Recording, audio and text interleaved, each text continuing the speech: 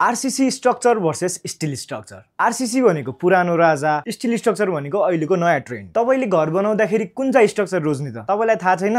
ठीक छ, म भन्छु, ल सुन्नु। आरसीसी स्ट्रक्चर भनेको यस्तो स्ट्रक्चर जहाँ स्ट्रक्चरमा आएको लोड कलम बीम हुँदै फाउन्डेसनसम्म जाने काम गर्छ। अब स्टिल स्ट्रक्चरको कुरा गर्दाखेरि चाहिँ स्टिल स्ट्रक्चरमा पनि फाउन्डेसन कलम बीम त हुन्छ नै, तर अब उता रेन्फोर्समेन्टको कलम र बीम थियो भने यता चाहिँ कलम र बीमको ठाउँमा चाहिँ हामीले स्टिल स्ट्रक्चर युज गर्छौँ। अब कुरा गरौँ न त आरसीसी स्ट्रक्चर राम्रो हो कि स्टिल स्ट्रक्चर राम्रो हो त? अब नम्बर 1 मा एभाइलेबिलिटीको कुरा गरौँ। अब तपाईको एरियामा कस्तो खालको सामानहरू एभाइलेबल छ त? जस्तै अब काठमाडौँको कुरा गर्यो भने त स्टिल स्ट्रक्चर मजाले नै एभाइलेबल हुन्छ, रेन्फोर्समेन्ट पनि मजाले एभाइलेबल हुन्छ हैन। अब तर गाउँतिर गयो भने स्टिल स्ट्रक्चर अभाइलेबल नहुन सक्छ। आफ्नो एरियामा कुन चाहिँ अभाइलेबल छ त? अब स्टिल स्ट्रक्चर सस्तो पर्छ नि स्टिल स्ट्रक्चर बनाउन पनि सक्नुभयो, अथवा आरसीसी स्ट्रक्चरै सजिलो पर्छ, त्यो अनुसार पनि कस्तो खालको बिल्डिङ बनाउने सोच्न सक्नुहुनेछ। अब दोस्रो कुरा गर्दा लेबरको कुरा गरौँ। अब आरसीसी स्ट्रक्चरको कुरा गर्दाखेरि स्किल्ड लेबर थोरै भए पनि सँगसँगै अनस्किल्ड लेबरले पनि सबै काम गर्न सकिन्छ, जसले गर्दाखेरि लोकल्ली अभाइलेबल लेबरले नै तपाईको घर निर्माण गर्न सक्छन्। तर अब स्टिल स्ट्रक्चरको कुरा गर्दाखेरि एकदमै हाई स्किल्ड लेबर चाहिन्छ।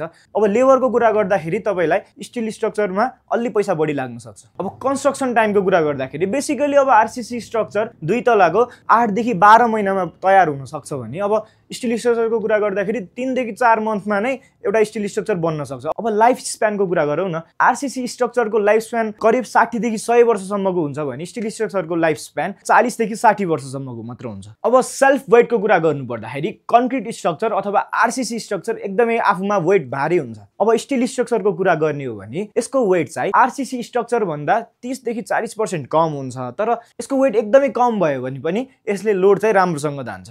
अब कुरा गरौँ स्क्रैप भ्यालुको। स्क्रैप भ्यालु भन्नाले अब कुनै पनि संरचनालाई भत्काइसकेपछि त्यसको भ्यालु। अब आरसीसी स्ट्रक्चरको त्यसलाई भत्काइसकेपछि त्यसको संरचना खासै काम लाग्दैन, तपाईसँग हातमा 0 पैसा जस्तै हो। तर स्टिल स्ट्रक्चर चाहिँ तपाईले भत्काइसकेपछि पनि तपाईलाई त्यो काम लाग्छ, थोरै न थोरै पैसामा तपाईले बेच्न सक्नुहुनेछ। अब आरसीसी बिल्डिङ चाहिँ तपाईले बेसिकली चाहिँ रेसिडेन्शियल बिल्डिङको लागि, हस्पिटलको लागि, होटल्सको लागि हैन, एकदमै कमर्सियल बिल्डिङको लागि, लङ टर्मको लागि सोच्दाखेरि चाहिँ तपाईले आरसीसी बिल्डिङ बनाउन सक्नुहुन्छ।